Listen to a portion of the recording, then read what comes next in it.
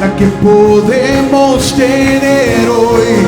El camino ha sido abierto por la sangre que Él vertió.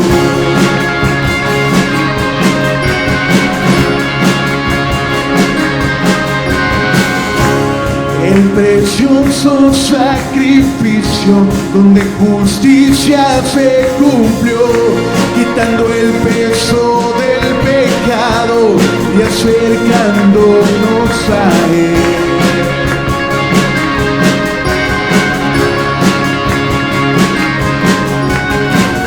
No despertaste a tu luz, a la vida que hay en ti, a la vida que hay en ti. En Él tenemos libertad, en el Hijo de Dios tenemos libertad. En Él a gracia nos llamó, a gloria y redención tenemos libertad.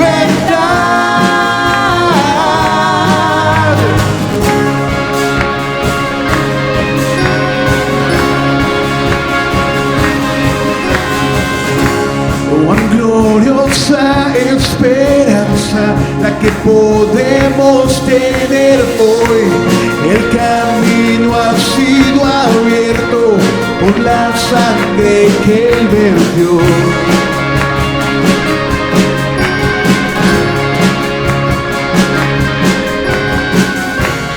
El precioso sacrificio donde justicia se cumplió, quitando el peso del pecado y acercándonos a Él.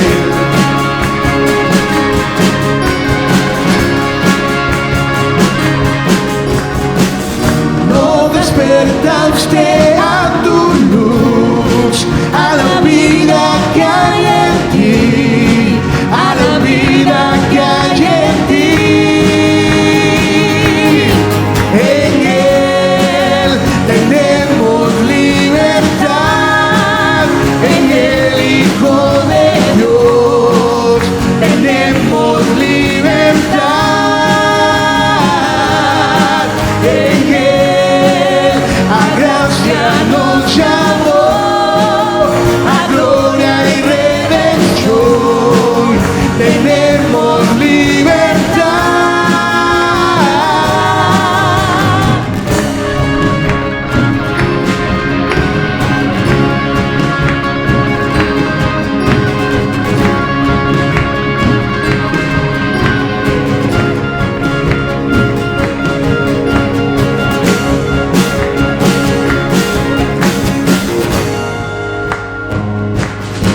En Él tenemos libertad, en el Hijo de Dios tenemos libertad.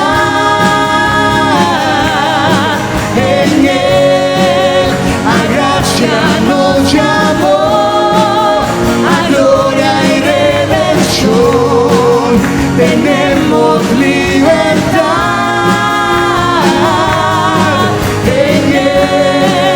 Tenemos libertad, en el Hijo de Dios tenemos libertad. En Él a gracia nos llamó, a gloria y redención tenemos libertad.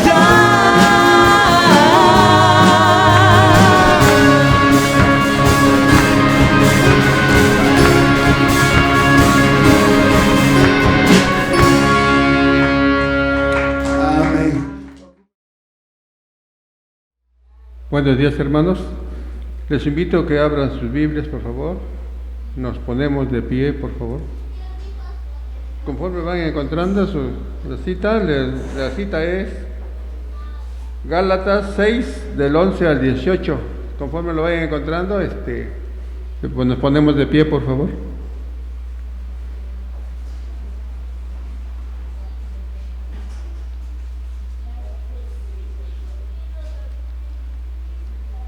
Amén.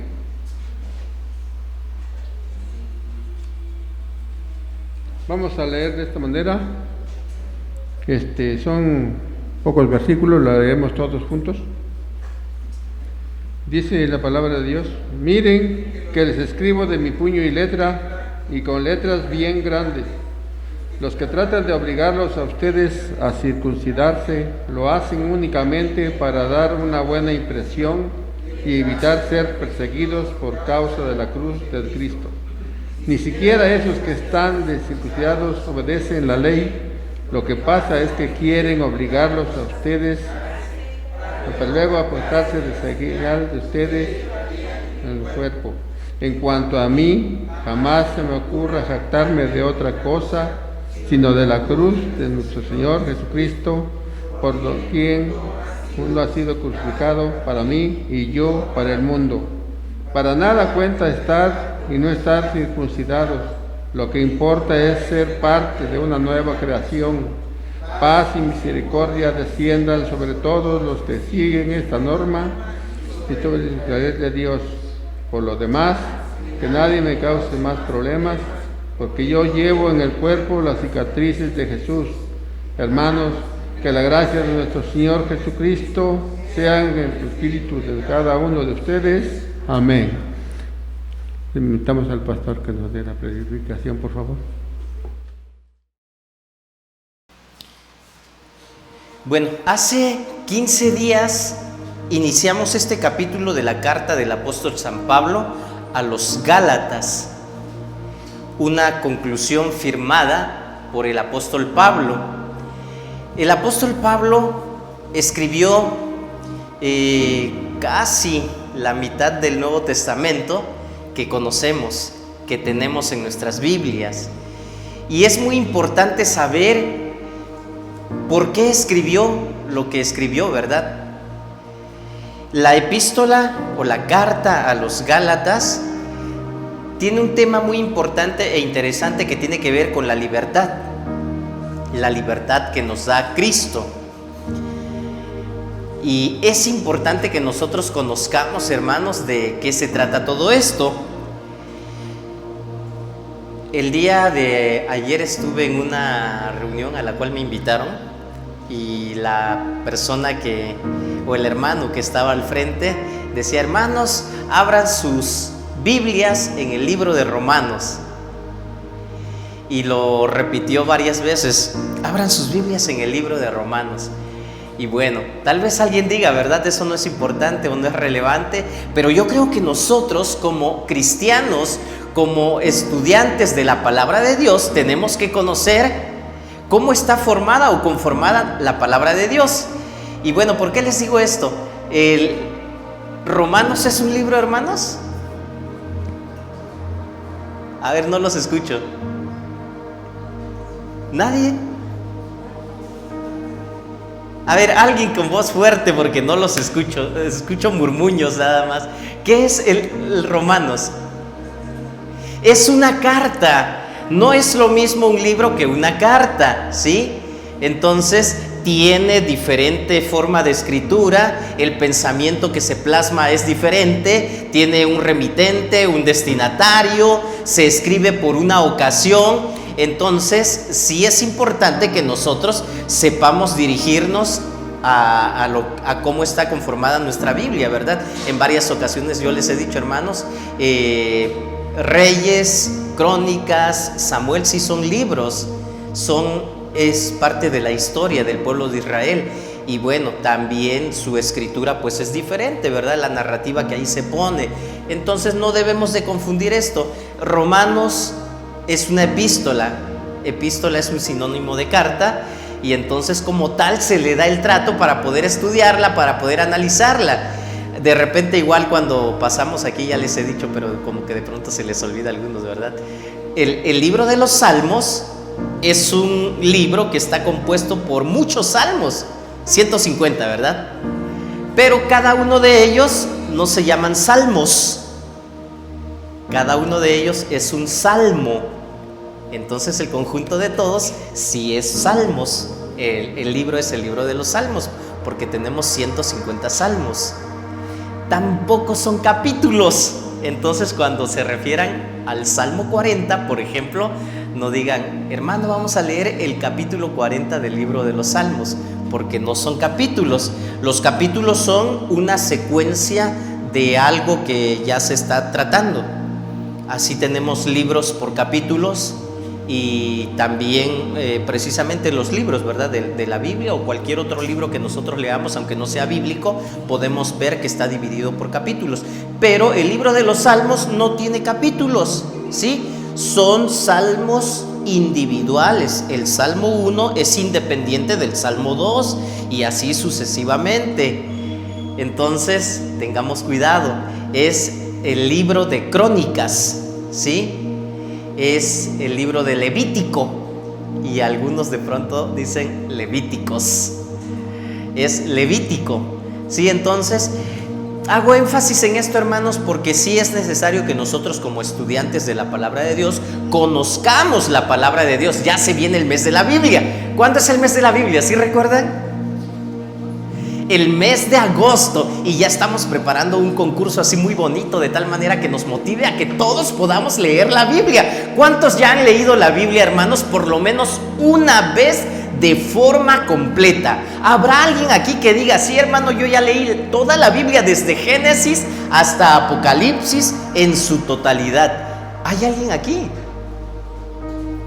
Nadie. Sí. Ok, qué bueno que sí lo hay. Y para los que todavía no lo han hecho, hermanos, yo les animo, de verdad les animo. Recuerdan que el hermano Mac una vez predicó acá y nos dijo ¿cuántos capítulos por lo menos tenemos que leer diario? ¿Sí recuerdan? ¿Qué dijo? 5 por lo menos. ¿Y cuánto leemos? A veces ni siquiera la porción que viene en el pan diario, ¿verdad? Bueno, ya ni siquiera es para que abran su Biblia, ¿verdad? Ya se los pongo ahí completo el párrafo que corresponde a la reflexión de ese día.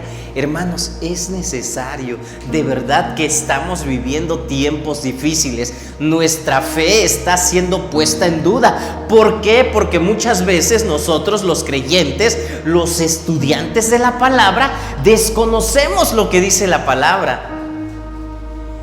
Entonces, hermanos, es necesario que despertemos, que reflexionemos y que conozcamos lo que dice la palabra de Dios. La semana pasada, hermanos, se nos predicó a los padres, ¿verdad? Y todos los que somos padres y estamos aquí presentes el día de hoy, yo les quiero decir, hermanos, de verdad tenemos una gran responsabilidad. Somos responsables de liderar nuestro hogar en lo espiritual. No solo ser proveedores económicos, ¿verdad? No solo tener responsabilidades materiales, físicas, sino también espiritual. Hermanos, si nosotros somos cristianos, somos responsables de decirle a nuestras esposas, a nuestros hijos, vamos a estudiar la palabra, vamos a tener un tiempo de oración, vamos a buscar a Dios. De pronto yo me he encontrado y he sabido que pues es que el varón no quiere, ¿verdad? Y es la mujer. Pues bueno, hermanas, yo les animo y les digo, bueno, eso es una realidad también, ¿verdad? Si el varón no quiere, no puede o está en otro rollo, no por eso las hermanas quedan exentas y van a decir, bueno, pues como es la responsabilidad del varón, pues yo tampoco lo hago porque no. Discúlpame, pero bueno, no hay excusas delante de Dios, ¿eh? Entonces, si el varón no toma esa responsabilidad, está siendo negligente, está siendo rebelde a lo que dice la palabra de Dios, pero la esposa es la que le sigue en esa línea de jerarquía, ¿verdad? De autoridad en una familia. Entonces, hermanas, también hay que ponernos las pilas para enseñarles a nuestros hijos, para enseñarles lo que dicta la palabra de Dios. Entonces quedamos en que Gálatas no es un libro, ¿verdad? Es una carta, es una epístola, tiene un remitente, tiene un destinatario, se escribe con un propósito, se escribe por una ocasión. Bueno, ¿Qué estaba sucediendo cuando el apóstol Pablo escribe esta carta a los Gálatas? El tema principal tiene que ver con la libertad en Cristo. En estos días me decía mi esposa, tenemos libertad. ¿Libertad para qué? Haciendo reflexión, no porque me preguntara, no, sino así como retóricamente. ¿Qué? ¿Libertad para qué? ¿Para qué tenemos libertad, hermanos? ¿Alguien sabe? Se nos habla mucho de la libertad. Jesús vino a librarnos ¿de qué? Del yugo de esclavitud. Jesús vino a darnos libertad, pero ¿libertad para qué?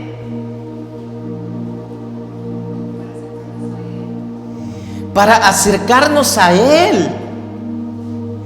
Quita la barrera que existía y nosotros tenemos ahora libre acceso a Jesús, al Padre. ¿Estamos aprovechando esa libertad, hermanos? Bueno, es momento y es tiempo de reflexionar. ¿Qué es lo que dice la palabra de Dios al respecto? En ese tiempo se estaba predicando el evangelio, se estaba propagando la palabra de Dios. Jesús, antes de ascender al cielo, dejó este encargo a sus discípulos. El apóstol Pablo todavía no era apóstol, era un perseguidor de la iglesia, pero después de que Jesús asciende al cielo, el apóstol Pablo, bueno, en ese tiempo Saulo comienza a hacer de las suyas, a causar destrozos, a ser enemigo de los del camino. Ya vimos lo que significa ser del camino. ¿Quién es el camino? Nosotros estamos en el camino, los discípulos están en el camino, y Saulo era un perseguidor de los del camino. Entonces viene el Señor Jesús y se le aparece, y ahora Saulo pasa de ser Saulo ahora a ser Pablo. Es así como nosotros comenzamos a tener conocimiento de todo lo que Dios le va revelando al apóstol, porque Jesús le dice: te he escogido para que seas mi mensajero, para que vayas delante de reyes, para que vayas delante de muchas personas, de todo ese pueblo que no es parte todavía de este pueblo que yo he escogido. Entonces el apóstol Pablo toma ese encargo de una forma seria, de una forma tal, de una forma celosa, que dice: yo únicamente vivo para agradar a Jesús. Para mí el vivir es Cristo y el morir. Pero si yo debo de seguir en este mundo con un propósito, yo ya quisiera estar allá en el cielo, en la gloria eterna, decía el apóstol Pablo, ¿verdad? Pero si debo de estar aquí con un propósito, pues yo voy a cumplir ese propósito por lo cual Dios me ha dejado aquí en este mundo, o quiere que continúe aquí en este lugar. ¿No es eso lo mismo que nosotros debiéramos decir, hermanos? No los escucho. ¿Sí me están siguiendo? Es eso también lo que nos debe motivar, lo que nos debe de mover y decir, como dijo el apóstol Pablo: para mí el vivir es Cristo y el morir es ganancia. Qué bonita actividad tuvieron los jóvenes este viernes, hermanos. De verdad, yo les decía en el grupo: ayúdennos a orar por los jóvenes, hermanos. De verdad que es una lucha tremenda, es algo muy grande que estamos librando, y nosotros somos responsables de enseñarlos, instruirlos, orientarlos, guiarlos por el camino de la verdad. Creo que hay mucho por hacer. Parte de esto es nuestro trabajo. Y aún los que ahorita pudieran decir: es que yo ya no tengo hijos jóvenes, o mis hijos ya están grandes, o yo ya no tengo hijos. ¿Quiénes son responsables de los jóvenes de la iglesia? Todos. En primer lugar, nosotros los que somos padres, ¿verdad? Pero toda la iglesia. Recuerden, hermanos, que cada vez que un niño es presentado aquí al frente, vienen los padres muy contentos porque Dios les ha dado la bendición de ser padres. Vienen y presentan al bebé. Y nosotros como iglesia nos comprometemos también a orar por ese bebé, a poder apoyar a esos niños, hermanos. Entonces, cuando tú veas a un niño que sus padres probablemente no vienen o no se han acercado, unos adolescentes, unos jóvenes, apoyémosle, oremos por ellos, dejemos de estar pensando únicamente en nosotros mismos, porque tenemos mucho por hacer, hermanos. Como iglesia tenemos que estar unidos, debemos buscar la unidad, debemos buscar la manera de que todos podamos estar cumpliendo esa misión para la cual fuimos llamados. Las características de un hijo de Dios es lo que nos debe definir. Y les decía, entonces, en ese tiempo cuando el apóstol Pablo escribe esta carta a los Gálatas, es porque existía un grupo de personas que se les llamaba los judaizantes. Y esos judaizantes eran personas que se habían convertido al cristianismo, pero querían seguir conservando sus tradiciones, sus costumbres, ritos, ceremonias, parte de la ley. Y digo parte de la ley porque hacían únicamente lo que les convenía. Nadie puede cumplir la ley al pie de la letra, porque cumplimos en una parte pero fallamos en otra. Y dice la palabra de Dios que cuando alguien falla tan solo en una cosa, se hace transgresor de toda la ley. Entonces, esto es lo que estaba sucediendo, y esto era una causa de tropiezo para los nuevos creyentes. La mayoría de las personas estaban siendo persuadidas para regresar a lo antiguo y dejar lo nuevo. Cuando Jesús viene a este mundo, Él dice: vengo a instaurar un nuevo pacto. Él viene para que todo se renueve, todo se haga nuevo. Y entonces no es de que ya no tomemos en cuenta todo lo que se había escrito en el Antiguo Testamento. Recordemos que nosotros, como creyentes, como cristianos bautistas, sabemos que el Antiguo Testamento se interpreta teológicamente a la luz del Nuevo Testamento, y el Nuevo Testamento se interpreta históricamente a la luz del Antiguo Testamento. La Biblia en sí es una unidad, no se contradice como tal, y tiene un solo mensaje, que es la redención del ser humano. Pero cuando Jesús viene a esta tierra, a este mundo, viene a iniciar un nuevo pacto para facilitarnos mejor la entrada, el acceso al Padre. Ya no íbamos a depender de ritos, ya no íbamos a depender de ceremonias, ya no teníamos que depender de sacrificios. Esto es lo que vino a hacer Jesús por nosotros. ¿Acaso no es esto mejor? ¿Cuántos de nosotros, hermanos, el día de hoy, debido a las carencias económicas, a la situación difícil que estamos viviendo en este mundo, no podríamos ni siquiera ir y comprar un cordero para venir y traerlo y sacrificarlo? ¿Cuánto cuesta un cordero ahorita? ¿Alguien sabe? Imagínense, esto era para expiación de los pecados, si no, pues era difícil, ¿verdad? Entonces todo esto queda atrás. Una vez escuché a alguien decir, es como cuando anteriormente los que trabajaban en oficina ocupaban algo que se llamaba máquina de escribir. ¿Cuántos ocuparon una máquina de escribir? Varios, ¿verdad? Yo también todavía lo pude ocupar, y después salió la máquina de escribir eléctrica. Era más bonita, ¿verdad?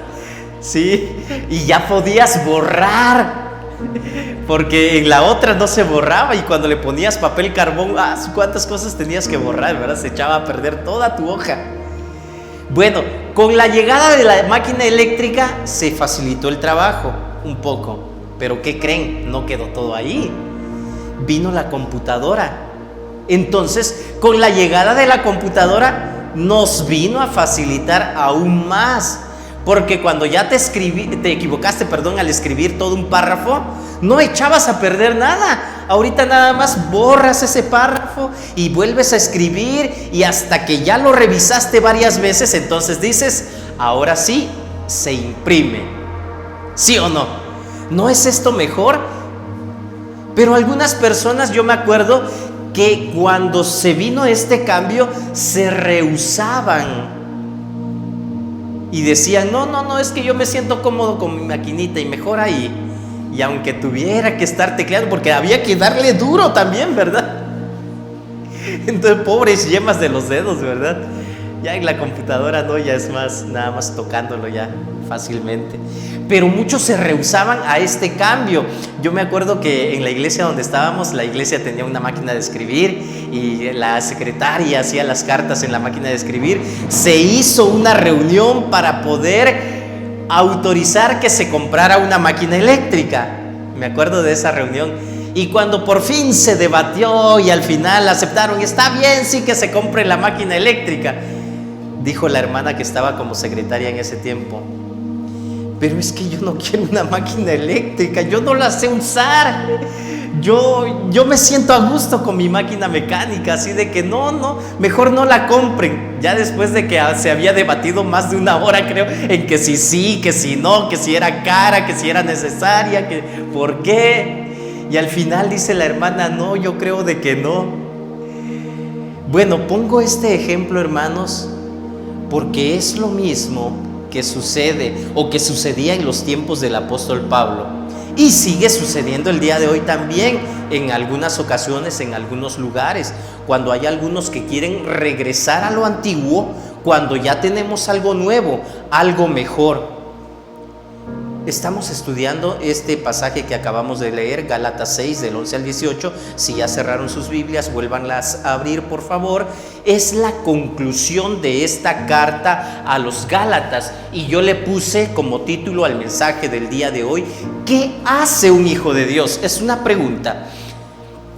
La mayoría de los lectores de la Biblia, hermanos, pasan por alto los finales de las cartas. Muchas veces dicen: pues ya es final, es conclusión, como que ya no hay nada importante, ¿verdad?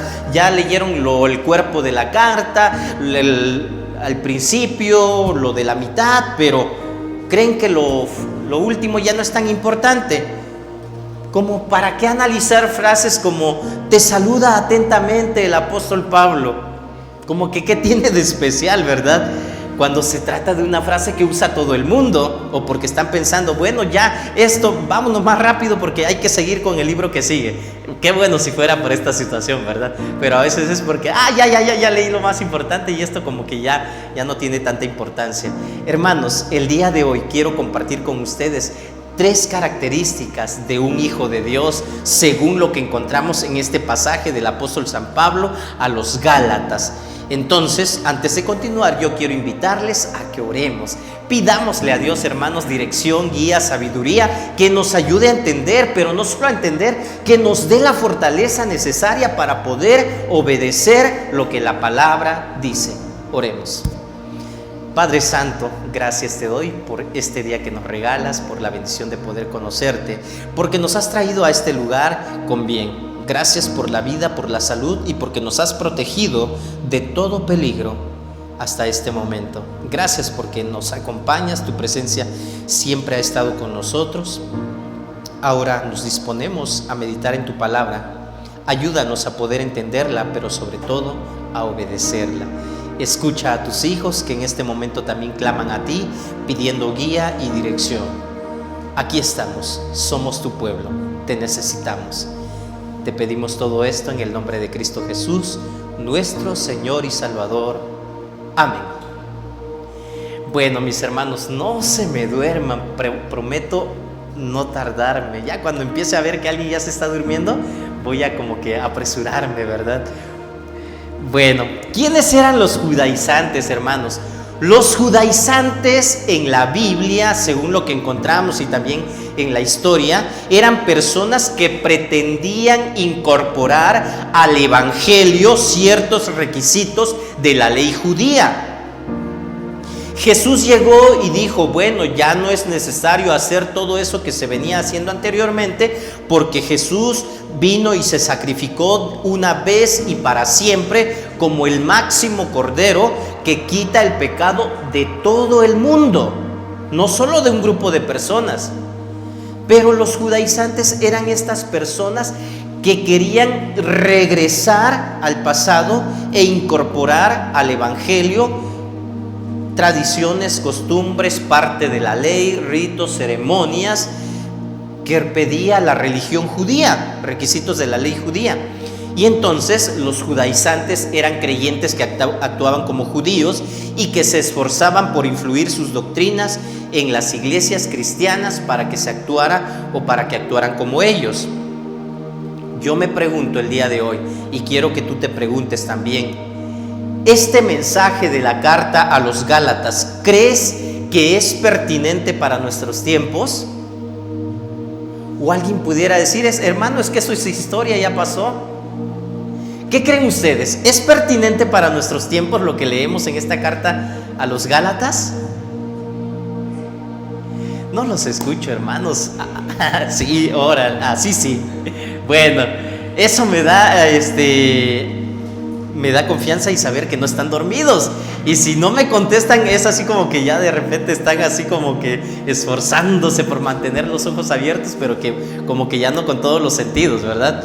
Entonces, a ver, no cabe duda de que sí, hermanos, definitivamente este mensaje de los Gálatas es pertinente para nuestros tiempos, como lo fue en ese momento cuando el apóstol Pablo la escribió. Y en este pasaje de la carta a los Gálatas, el apóstol Pablo nos recuerda el propósito de la libertad en Cristo. Capítulo 5, todo un capítulo hace referencia a la libertad en Cristo, ya lo estudiamos. Y también ahora nos muestra el contraste entre el falso cristianismo y el verdadero cristianismo. ¿Existirá falso cristianismo, hermanos?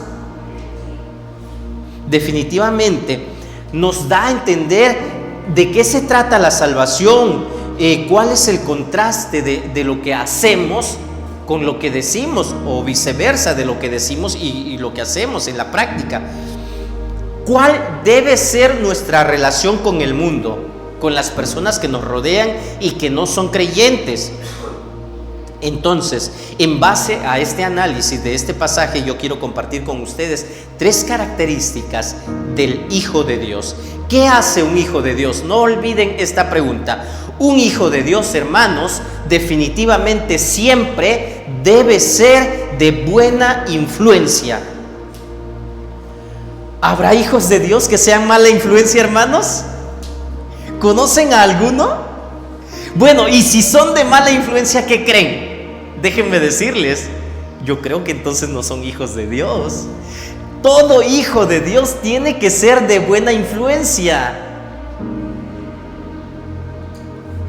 Entonces debemos de tener presente esto, hermanos. Definitivamente un hijo de Dios es de buena influencia. Analicemos nuestras vidas. ¿Estamos siendo de buena influencia? En el trabajo, en la escuela, en donde pasemos la mayor parte del tiempo. Eso me pone a pensar a mí, ¿qué estoy haciendo en mi lugar de trabajo? ¿Estoy siendo de buena influencia? ¿O qué opinión tienen los demás acerca de mí? ¿Se dan cuenta? ¿Qué dice la palabra de Dios? No cierren sus Biblias. Versículo 11. Miren que les escribo de mi puño y letra, y con letras bien grandes. ¿Por qué escribió el apóstol Pablo esto? Para que quede claro, para que no lo pasen por alto. Cuando estaba leyendo este pasaje me puse a recordar, estaba yo recordando que de pronto como parte de mi trabajo envío correos electrónicos a proveedores, a otras personas, y cuando quiero que quede claro esto, agrando el tamaño de la letra. Y sí lo he hecho, y hasta lo pongo en otro color que resalte, como para que quede bien claro. Y después es que no entendía su mensaje. No, aquí dice muy claro, y yo lo puse en letras más grandes para que resaltara. No sé si ustedes lo han hecho, o cómo hacen ustedes de pronto para que no pase por alto algo que debe ser importante. Pero definitivamente así debe de ser. Entonces, mis hermanos, el apóstol Pablo aquí está escribiendo, miren, a ver, Gálatas. Hay una frase que el apóstol Pablo utilizó para referirse a los Gálatas. ¿Se acuerdan cuál es? ¿Alguien se acuerda? Insensatos. ¿Qué es una persona insensata? Alguien necio, alguien que no quiere entender, alguien que no se deja guiar, alguien que cree saberlo ya todo. Y el apóstol Pablo les dice a los Gálatas: Gálatas insensatos. Y aquí les está diciendo: miren, a ver, no se me hagan.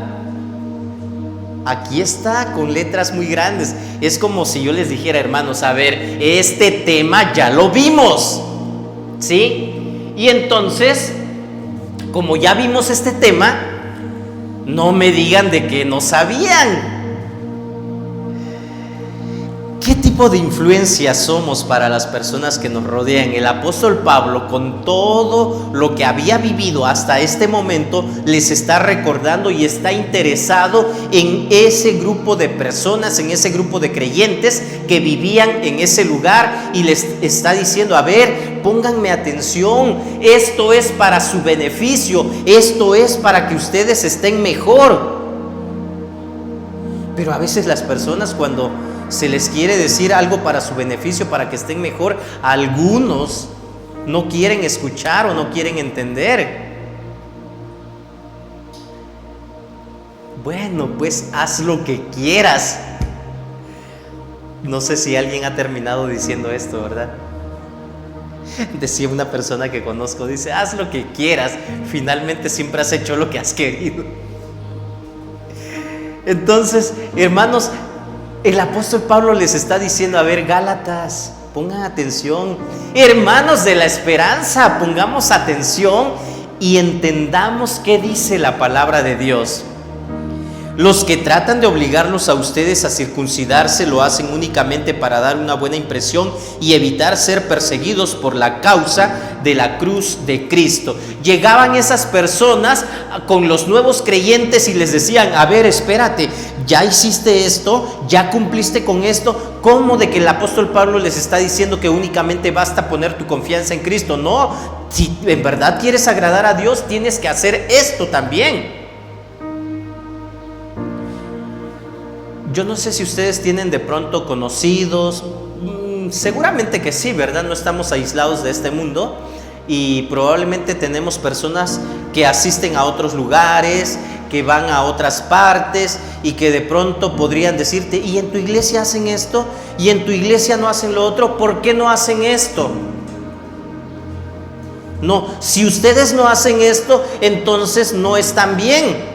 Hay personas que de pronto dicen o hacen este tipo de comentarios, comparaciones.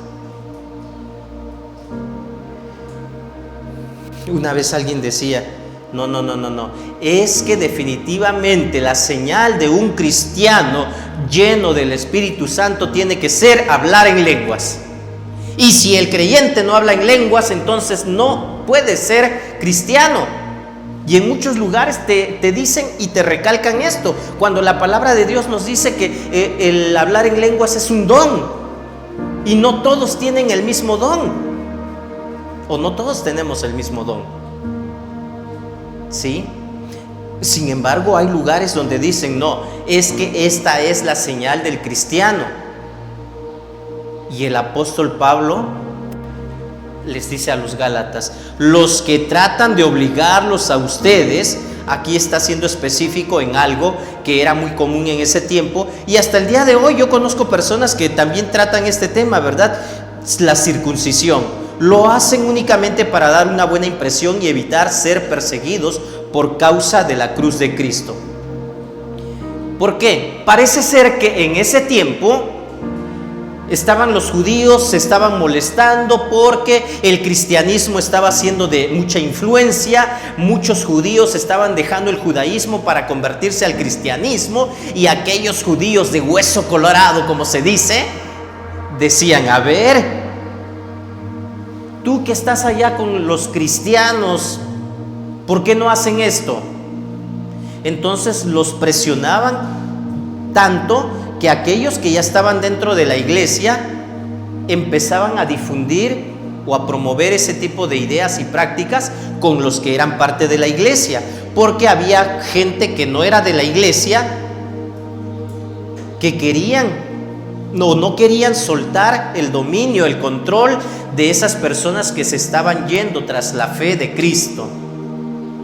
Entonces el apóstol Pablo les está diciendo: a ver, Gálatas, entiendan, esos que los están obligando, que los están presionando, únicamente lo quieren hacer para ganar adeptos o para no ser perseguidos, no quieren sufrir por causa de Cristo. Y en vez de cortar de tajo esa relación que no les ayuda en nada, entonces prefieren como que quedo bien por aquí, pero también quedo bien por allá.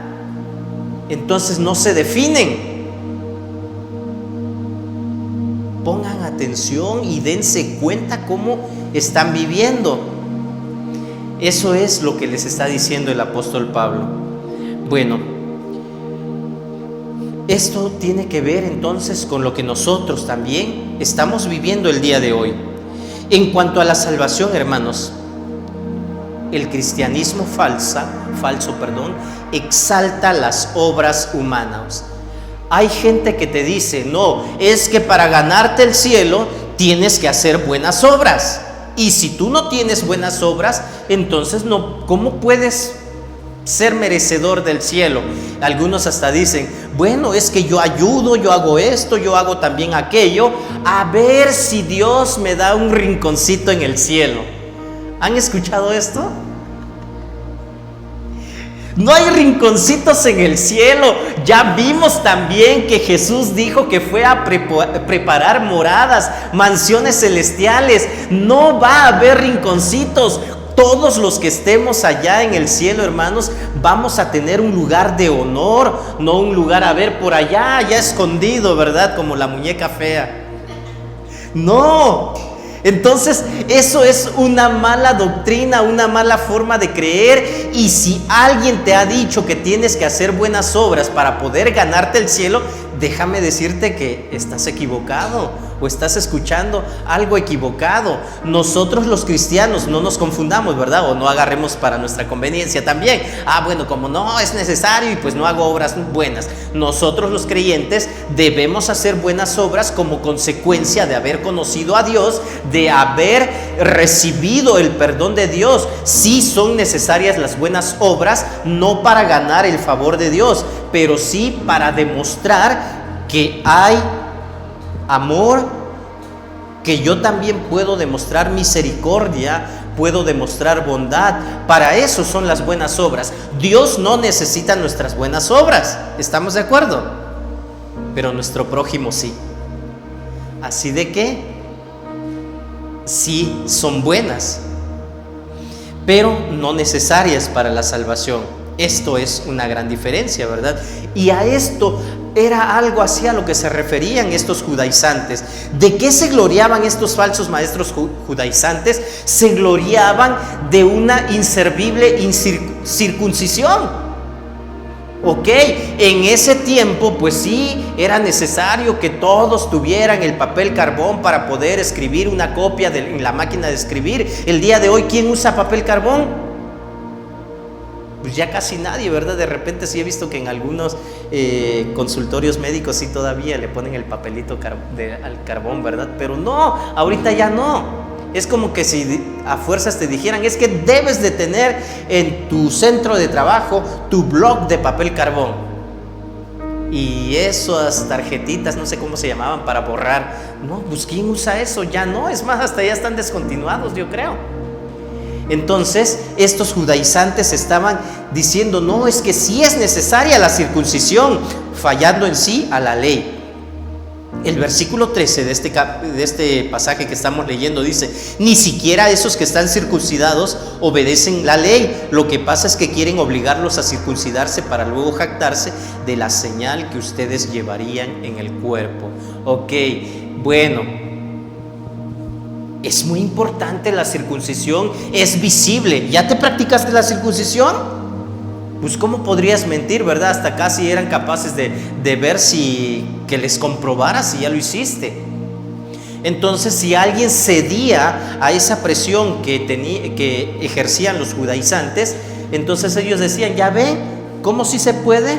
Yo ya convencí a todos aquellos de ese grupito, de ese lugar, ellos ya se circuncidaron. Entonces eso era lo único que ellos estaban buscando. Alguien llegó aquí con nosotros en algún momento Y le empezamos a dar estudio, le empezamos a enseñar, pero decía, es que a mi casa llegan los testigos de Jehová, y es que a mi casa llegan y me dan pláticas. Hermana, le dije en algún momento, si usted verdaderamente ha creído en Cristo Jesús como Señor y Salvador, tiene que tomar una decisión y decirle a esas personas que ya no lleguen más. Es que ¿cómo les voy a decir de que no, yo no quiero ser grosera? Hermana, pero ¿qué le están enseñando? Es que yo los escucho, pero nada bueno puede tener ahí, definitivamente.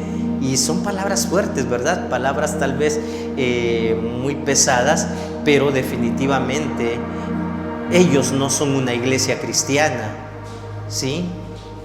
Y esto es la verdad que nosotros tenemos que proclamar. Y el apóstol Pablo les estaba diciendo, ellos lo hacen únicamente para ganar adeptos, para ver a cuánta gente ya convencieron. Porque, ¿saben qué? Les están diciendo que se circunciden, pero no obedecen toda la ley.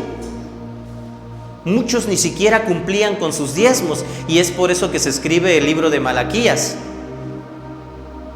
porque esa era la situación en ese tiempo. Recordemos el caso de Ananías y Zafira, ya había sucedido. Entonces, ese tipo de personas únicamente querían cumplir parte de la ley a su conveniencia, y cuando no cumples la ley y estás obligando a otros a que cumplan la ley, eres un hipócrita, porque tú no estás cumpliendo aquello que le estás exigiendo a los demás que hagan. Y eso es lo que les está diciendo el apóstol Pablo aquí a ellos. Estos falsos maestros de eso se gloriaban, o esa era su mayor satisfacción. Pero volviendo a nuestro punto, el apóstol Pablo les está diciendo a los seguidores, a los partidarios de la circuncisión, que no eran un buen ejemplo para seguir, por cuanto ni siquiera podían cumplir la ley de forma completa en su vida real. Yo no sé si en algún momento tú has llegado a decirle a alguien que tiene que hacer algo para poder cumplir dentro de la iglesia. Yo no sé si otra persona, alguien de otro lugar, de allá afuera, te ha dicho, no, es que necesariamente tienes que experimentar esto. Y si no fuiste ungido con aceite, entonces tú no tienes la unción. ¿Dónde dice la Biblia eso? Sí, la unción se practicó en el Antiguo Testamento y era parte de refrescarse, de tener un momento de relajación tal vez en algún momento. Por eso el Salmo 133 lo menciona. Pero son costumbres y prácticas del pueblo judío que nosotros no tenemos. Nosotros somos mexicanos, oaxaqueños, tenemos otras costumbres. Pero no necesariamente tenemos que llevar a cabo todos aquellos ritos, ceremonias y costumbres que tenía el pueblo judío para poder ser cristianos. Y eso era lo que que el apóstol Pablo estaba refutando en ese momento. Entonces yo quiero preguntarte y que reflexiones. ¿Te han pedido, te han dicho en algún lugar que es necesario que hagas algo para poder agradar a Dios? ¿De qué manera tú puedes ser de buena influencia para la gente que te rodea? La salvación es por gracia. La salvación la obtenemos únicamente creyendo y rindiendo nuestra voluntad al Señor Jesús. No hay más. Como consecuencia de ese acto que en algún momento experimentamos o tú experimentaste, tenemos que obedecer a Dios. Pero nunca va a ser eso para ganarnos el favor de Dios. Nadie puede ganarse el favor de Dios. ¿Sí? Nosotros somos inmerecedores de todos los beneficios que Dios Padre nos ofrece. Entonces, hermanos, un hijo de Dios es de buena influencia. Seamos esa buena influencia en donde quiera que nos encontremos. ¿Qué hace un hijo de Dios? un hijo de Dios, hermanos, da un buen testimonio. Dice el apóstol Pablo: en cuanto a mí, jamás se me ocurre jactarme de otra cosa, sino de la cruz de nuestro Señor Jesucristo, por quien el mundo ha sido crucificado para mí y yo para el mundo. Para nada cuenta estar o no estar circuncidados, lo que importa es ser parte de una nueva creación. Esto es lo que el apóstol Pablo les está diciendo. A los judaizantes los motivaba el temor, un temor a ser perseguidos, lo dice el versículo 12. Estos judaizantes procedentes de Jerusalén eran a su vez objetos de la presión de los judíos. Judíos y judaizantes no es lo mismo, Notemos que hay una diferencia. Los judíos eran personas que realmente habían nacido en el pueblo de Israel, que eran parte de una tribu, de una de las 12 tribus, y los judaizantes eran personas gentiles, también se les conocía, que se habían convertido al judaísmo o que adoptaban esas prácticas, ¿sí? Entonces no es lo mismo. Pero estos judaizantes estaban siendo objetos de presión por parte de los judíos y de los partidos cristianos conservadores de origen judío que estaban en Jerusalén y Palestina, por el testimonio de los convertidos que habían creído cuando el apóstol Pablo les había predicado. Habían sido enviados estos judaizantes, o bien habían sido presionados para poner a los convertidos de Pablo en línea con lo esencial del judaísmo.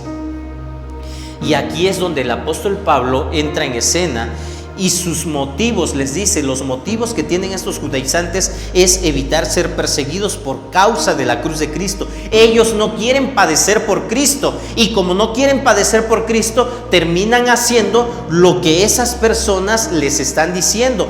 Yo no sé si ha pasado de pronto, una de las jovencitas el día de la fogata decía: es que yo ya les compartí a mis compañeros y ahora se burlan de mí. Ahora cada vez que yo quiero platicar con ellos me dicen: ay, no digas eso porque se puede enojar la cristiana.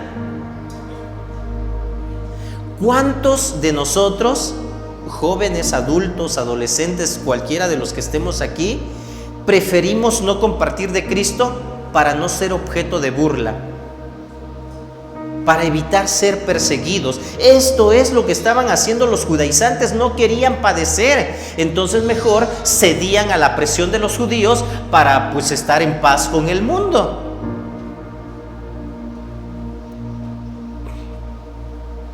Cuando alguien dice, ¿verdad?, es que ven a Cristo y tus problemas se terminarán. Varias veces hemos hecho referencia a esto. ¿Qué creen? Cuando vienes a Cristo, mucha gente lo ha experimentado. Gloria a Dios por aquellos que vienen a Cristo y encuentran paz, alegría, y pues sí, en verdad son sanados de cierta enfermedad, son sanos de muchas dolencias, probablemente también tiene solución sus problemas, pero no a todos les va así, porque ¿qué crees? Muchas veces cuando la persona viene a Cristo, enfrenta más problemas. ¿Por qué? Porque ahora dice la palabra de Dios, o el Señor Jesús dijo, ¿verdad? El que se quiera hacer amigo del mundo se constituye enemigo de Dios, y el que quiere ser amigo de Dios se constituye enemigo del mundo. Aquellos que acaban de convertirse y quieren acercarse para ser amigos de Dios se constituyen enemigos del mundo, y no por eso vienen más problemas. Porque ahora pues amigos, familiares ya no te hablan, te critican, te hacen a un lado, hasta te levantan calumnias, falsos testimonios, y entonces se terminan los problemas por venir a Cristo. Debemos estar conscientes de que muchas veces no es así. Entonces tengamos cuidado cuando digamos este tipo de cosas, porque tenemos que ayudar a los nuevos convertidos, ser guía, ser apoyo, ser fortaleza para ellos, así como lo era el apóstol Pablo, porque no siempre sucede que los problemas se terminan. Muchas veces los problemas se acrecientan, y muchas veces esas personas que creyeron y que querían tener una relación con Dios terminan cediendo a la presión de esas personas que no los dejan en paz y mejor se alejan de Dios. Qué triste para ellos, ¿verdad? Pero es una realidad. En su práctica, el falso cristianismo hace énfasis en las formas externas, es decir, se caracteriza por el ritualismo y ceremonialismo. En contraste, hermanos, el verdadero cristianismo se caracteriza en la práctica por una transformación de vida. No se trata de una fórmula, o yo les digo, ¿verdad? Siempre utilizo la frase, no es una varita mágica, ¿verdad? Para que con solo moverla, ¡pua!, todo cambia, ¿sí? Se trata de una obra asombrosa, milagrosa, que nosotros voluntariamente cedemos para que el Espíritu Santo tome el control de nuestras vidas y que Dios hace en nuestro corazón. No se trata de hacer, sino de ser. Es una transformación interna. Yo leí el año pasado, hace 2 años creo, poco antes de iniciar la pandemia, un libro que se llama Siervos para su Gloria, y tiene que ver con este tema de ser. Nosotros tenemos que ser, no solo hacer.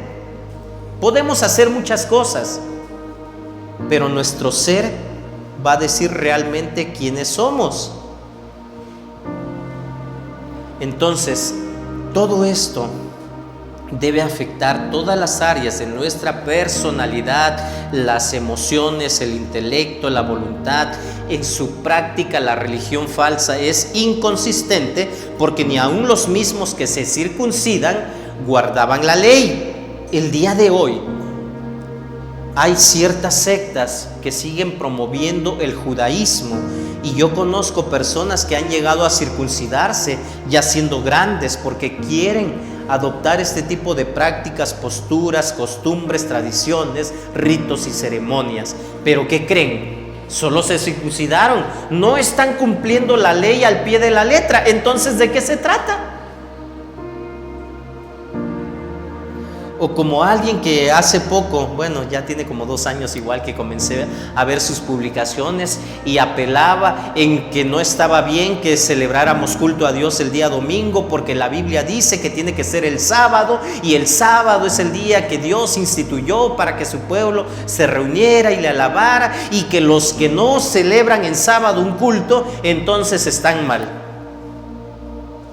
Y te quieren obligar a que a fuerza regreses a los rudimentos que ya pasaron, que Jesús vino a establecer algo nuevo. No lo han entendido, pero vienen y te atacan y te dicen que estás mal por no cumplir con el sábado, cuando Jesús dijo que no era más importante el día, y que el sábado se hizo para el hombre y no el hombre para el sábado. ¿Qué es más importante, el ser humano o cumplir con un día?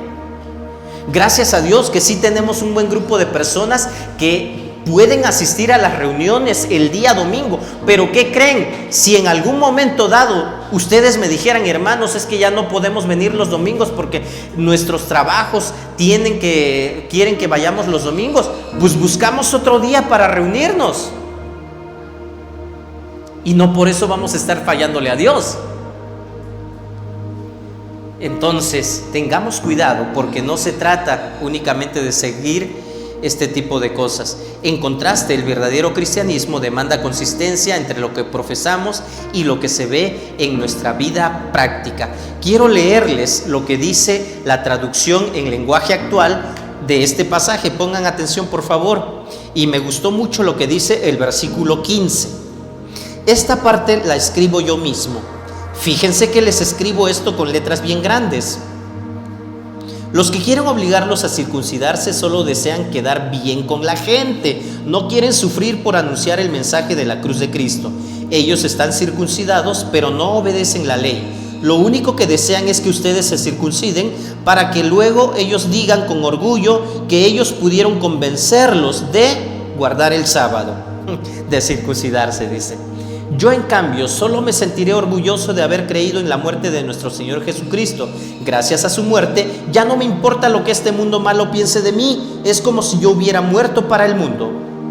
En realidad, no importa si uno está o no está circuncidado. Lo que sí importa es ser una persona distinta. ¿Sí se dan cuenta? En algunos lugares te dicen, no, es que la mujer no debe de usar pantalón y tiene que usar faldas, y de esas faldas largas.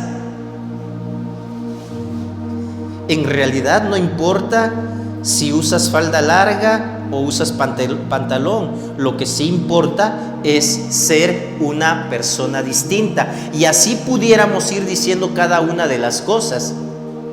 Hay principios en la palabra para la vestimenta. Yo no sé si algunos me vayan a ver, a escuchar y decir, a ver, ¿qué está diciendo este pastor? Hay principios en la palabra para la vestimenta, tanto para el hombre como para la mujer, ¿verdad? Todo tiene que ser con decoro, dice la palabra, decorosamente, ¿verdad? No de forma sensual o motivando o incitando a otras cosas, pero no tiene nada que ver si usas falda o usas pantalón, porque lo que importa es ser una persona distinta. Muchas veces he recordado y les he dicho, ¿verdad?, de alguien que defendía a capa y espada esto, pero en su actuar siempre era, pues, como dicen por ahí los chavos, ¿verdad?, tiraba mala onda. Entonces, ¿de qué servía que usara sus faldas largas si siempre estaba, pues, criticando, hablando mal, diciendo cosas que no convenían? Entonces, yo no estoy en contra, ¿verdad? Si alguien de ustedes o en algún lugar quiere vestirse así, pues no pasa nada, es el gusto de cada quien, ¿verdad? Pero tampoco que critiquen unos a otros y estos acá. No sé si me estoy dando a entender, yo espero que sí, ¿verdad? Pero tengamos cuidado con esto. De ahora en adelante, dice el apóstol Pablo, que Dios dé su paz a los que viven así y que muestre también su bondad a los que son suyos. De ahora en adelante, que nadie me cause problemas. Yo tengo en mi cuerpo las cicatrices que demuestran que he sufrido por pertenecer a Cristo. Hermanos, que nuestro Señor Jesucristo les muestre su amor. ¿Qué es lo que debe caracterizar entonces a un hijo de Dios o a un buen cristiano? La forma en cómo se viste, bueno, sí, en parte tiene que ver con eso, ¿verdad? Porque les vuelvo a decir, si hay principios para poder vestirnos, ¿verdad? Yo no vendría aquí y pararme frente a ustedes, ¿verdad?, con una camisita bien ajustada porque ya fui al gimnasio y mis pantalones igual bien entallados. Pues, o sea, ¿a quién quiero impresionar o qué quiero lograr con esto, verdad? No sé si me estoy dando a entender. Va para hombres como para mujeres también. Entonces, no se trata de eso. Debemos de tener cuidado, ¿verdad? ¿Qué es lo que debe caracterizar a un hijo de Dios o a un buen cristiano? ¿Qué creen? Y me pongo a pensar, bueno, para empezar, un buen hijo de Dios o un buen cristiano tiene que ser un buen estudiante de la Biblia. No puede haber un buen cristiano, un buen hijo de Dios que no estudia la Biblia. ¿O sí? Y aquí cada uno de ustedes va a ver si lo haces o no lo haces. Si no lo haces, pues yo te puedo decir ahorita, no, o sea, no te conozco, no sé si dedicas un tiempo especial en casa o no para hacerlo, pero yo lo que te quiero decir es de que un buen hijo de Dios, un buen creyente, un buen cristiano, se caracteriza por el buen estudio de la palabra de Dios, por ser un buen estudioso, una persona estudiosa de la palabra de Dios, que se encomienda cada día a Cristo, que vive una vida profunda de dependencia del Espíritu Santo. Cada decisión que toma, cada decisión que vaya a tomar, siempre la pone delante de Dios en oración, porque depende de Dios, y no hasta que los problemas ya están, entonces, ay, Dios mío, perdóname porque nunca te tomé en cuenta. ¿Qué es lo que te caracteriza a ti? Un buen cristiano participa en la evangelización. ¿Cuántos participan en la evangelización? Ayer estuve escuchando una conferencia misionera y digo, cuán mal estoy, voy a hablar de mí, porque en mi iglesia no tenemos misiones y varias veces hemos hecho el intento de poder tener una obra. Y mis hermanos, esto va para todos, no es únicamente para mí. Yo estoy mal, pero hermanos, busquemos, porque definitivamente es verdad lo que la palabra de Dios dice. Y el hermano Francisco Núñez puso una frase muy bonita que dice: la iglesia que no está cumpliendo con su misión, la iglesia que no tiene misión, entonces no tiene razón de ser. Esto también debe caracterizar a un buen cristiano, a la iglesia. Así que, mis hermanos, tenemos que ponernos las pilas. Hay mucho que compartir, hay mucho que hablar a aquellas personas que no conocen de Cristo. Esto es lo que debe caracterizar a un hijo de Dios. Es responsable en los trabajos y ministerios en su iglesia local. No hice el aseo porque se me olvidó. No, ni me acordé que me tocaba dirigir. Ni me acordé que me habían encargado esto.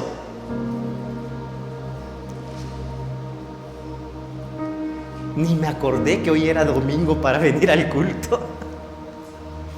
No sé, o sea, hermanos, ¿qué es lo que nos debe caracterizar? Bueno, ok, estamos hablando de que no debe ser lo externo, sino lo interno, ¿verdad? Ok, pero lo interno va a demostrar lo que tú haces en lo externo, en lo exterior. O sea, porque sí es cierto, puede ser de que alguien diga, a ver, pero ¿de qué le sirve de que todos los domingos está en el culto y de todas formas su forma de ser no cambia? Bueno, ok, espérate, eso es cierto, pero sí puede haber personas sí, que se congreguen siempre y que no tengan una relación con Dios, pero no puede haber alguien que afirme tener una relación con Dios y que no se congregue o que tome muy poco el trabajo de la iglesia. No sé si me estoy dando a entender, hermanos, yo espero que sí, de verdad. Lo uno sí puede existir, personas que se congreguen siempre o que en lo externo den una apariencia de ser creyentes, pero en lo interno no cambian. Pero no puede decir alguien, es que yo sí tengo una buena relación con Dios, es que yo sí leo mi Biblia, yo sí oro, pero pues aunque no me congrego, aunque no hago esto, aunque no participo en los ministerios de la iglesia, mi relación con Dios es lo más importante. Discúlpame, pero si hay una muy buena relación con Dios, debe de verse en lo exterior. Entonces, esto es lo que debe caracterizar a un hijo de Dios: una vida disciplinada de oración, que participa en la evangelización. Y si tú llevas a cabo todo esto, eres responsable de tu comportamiento, tu vida, tus hábitos van a cambiar y cualquiera notará la diferencia. ¿A poco no se nota? Sí se nota quién sí tiene una relación con Dios y quién no la tiene. Eso no es oculto. Sí, se nota la diferencia entre un congregante, un verdadero hijo de Dios. ¿Qué marcas hay en tu vida que demuestran que tú eres un seguidor de Cristo? Hermanos, el testimonio nos respalda. El apóstol Pablo está diciendo, pues bueno, yo dice, en cuanto a mí, jamás se me ocurra jactarme, yo he hecho esto, yo he hecho lo otro. Para nada cuenta todo esto. Por último, ¿qué hace un hijo de Dios? Desea el bien de los demás. Este versículo, una bendición sobre la iglesia. Por lo demás, que nadie me cause más problemas, porque yo llevo en el cuerpo las cicatrices de Jesús. El apóstol Pablo había sufrido por predicar la palabra. Había recibido azotes, había sido perseguido, amenazas de muerte. ¿Cuántos de ustedes han sido maltratados por causa de Cristo? ¿Habrá alguien que diga aquí, sí, es que una vez yo por predicar la palabra me llamaron la atención, o me criticaron, o me levantaron un falso testimonio, o empezaron a hacer burla de mí? ¿Habrá alguien aquí? Yo espero que sí, ¿verdad? Y eso nos debe caracterizar a todos. Pero si tú dices, no, conmigo nunca ha pasado, no, yo soy bonachón con todos, todo el mundo, yo soy el de que pone el ambiente cuando llega y a mí no me miran, me hacen caras, pues tal vez podríamos preguntarnos si estamos cumpliendo o no estamos cumpliendo, ¿verdad?, con lo que dicta la palabra de Dios. Porque precisamente cuando esta jovencita el día viernes daba su testimonio y decía esto, yo decía, realmente eso es lo que pasa cuando alguien verdaderamente comparte la palabra, y eso no nos debe de detener para ya no hablar más de Cristo. El apóstol Pablo dice, yo llevo las marcas. ¿Tú llevas alguna marca? Ok, el Hijo de Dios desea el bien de los demás. Quiero terminar, hermanos. Judaizantes modernos. Después de tantos siglos, las ideas judaizantes nunca han desaparecido del todo. El día de hoy probablemente sean muy pocas las personas que exigen la circuncisión entre los creyentes, Uno que otro por allá podríamos encontrar. Hay muchos líderes engañosos que intentan incorporar prácticas judías en los servicios cristianos. Así el día de hoy yo he visto, no sé si tú has visto también, comunidades cristianas donde tienen réplicas del Arca del Pacto, el uso del shofar, la menorá en los servicios. El shofar es el cuerno que luego se ocupa, la menorá es el candelero o el candelabro de 7 brazos, y pues tienen que ponerlo porque entonces si no, no forman parte del pueblo de Dios. Esas eran prácticas o ceremoniales del pueblo judío. Nosotros no somos judíos, ¿sí? De repente yo he asistido a bodas cristianas donde tienen, pues no, es que se tiene que hacer este rito, este otro rito, porque eso lo hacían los hebreos, los judíos, pero nosotros no somos hebreos, nosotros no somos judíos. Pero es que si no, no tienen la bendición de Dios. ¿Será? El Hijo de Dios desea el bien de los demás, así que se está adoptando en muchos lugares el uso de palabras hebreas también, como si estas fueran más poderosas que la de nuestro idioma. Yo no sé si han escuchado a personas que luego te saludan y te dicen Baruch atah Adonai, Shalom, o no sé, muchas otras palabras, y siempre te dicen que el Eterno, que el... Bueno, esas son palabras del pueblo hebreo. Y nosotros no somos hebreos, ¿verdad? Bueno, si en algún momento las conocemos y las hablamos, yo creo que no está mal tampoco, ¿verdad? Yo no estoy diciendo de que, ay, ¿por qué las dices? Lo que está mal es que quieran imponer o quieran decirnos que esa es la forma correcta de poder comunicarnos, porque no es lo que dice la palabra de Dios, ¿sí? Cristo fue y es completamente suficiente para que los elementos del antiguo pacto quedaran en la sombra y llegara una nueva realidad inaugurada por el nuevo pacto. En conclusión, Gálatas enseña que con la venida de Cristo, la ley dejó abruptamente de ser el medio para guiar al pueblo de Dios. Gálatas está enseñando también que Dios ha puesto a su Espíritu como guía segura para la moralidad cristiana, y que la ley debe considerarse ahora como una descripción preliminar de su voluntad para su pueblo que forma parte de una era obsoleta. Obedecer la ley forma parte de la máquina de escribir, pero esta es la era de las computadoras, y lo que Dios nos pide ahora es que nos rindamos a Cristo y vivamos en el Espíritu. No es momento de pelear si este hace o no hace aquello. Es momento de unirnos y buscar servir en el reino de Dios. Ojalá ninguna de estas cosas fuera causa de división entre nosotros mismos, y nada tendría que serlo. Hermanos, es momento de unirnos, de juntos caminar y cumplir esa misión para la cual fuimos llamados. El cristiano debe vivir en el Espíritu y no bajo la ley, como guía moral para la vida cristiana. ¿Qué hace el Hijo de Dios? Ayúdenme a recordar, por favor, hermanos. ¿Qué hace el Hijo de Dios? En primer lugar, es de buena influencia, da un buen testimonio y desea el bien de los demás. Esto es lo que te debe caracterizar, lo que me debe caracterizar y lo que debe caracterizar a la familia La Esperanza.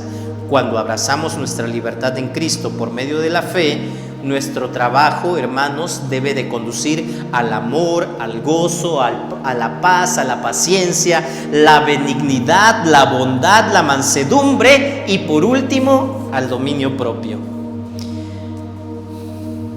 Veamos todo esto de forma directa. Si no vemos este fruto de fe en nuestras vidas, hermanos, yo creo que no estamos permitiendo entonces que Cristo domine esta parte importante de nuestras vidas. Vivamos en la libertad que Cristo nos da y cumplamos el propósito de esta libertad.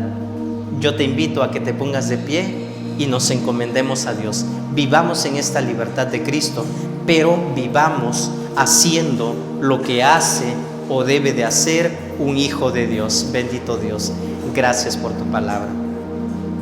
Gracias porque nos recuerdas cómo debemos de vivir en este mundo, en este lugar donde nos has puesto. Somos tu pueblo y somos tus hijos también. aquí estamos. Queremos verte obrar a través de nuestras vidas. Queremos ver tu gloria manifestarse, Padre Santo, para que tu nombre sea glorificado en todo lugar donde nos encontremos. Ayúdanos, por favor, a ser verdaderamente discípulos comprometidos. Ayúdanos a ser verdaderos hijos tuyos. Aquí estamos, escucha las voces de mis hermanos, de mis hermanas que vienen y han entendido tu palabra y reconocen las partes en las cuales no han cumplido completamente. Bendito Dios, toma nuestras vidas, usa nuestras vidas, lo necesitamos y lo ponemos todo en tus manos. Lo hacemos en el nombre de Cristo Jesús, nuestro Señor y Salvador. Amén. Dios les bendiga, mis hermanos.